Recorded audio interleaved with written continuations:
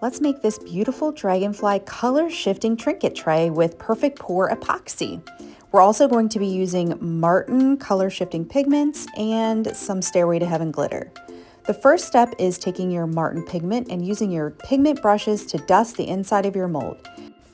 This pigment is so beautiful because it has such a nice color shifting element to it.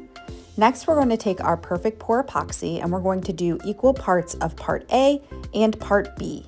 You're going to use the whole bottle for this application. You're going to stir for 2 to 3 minutes, and then you're going to add your glitter. We're using Stairway to Heaven, which is included in your kit.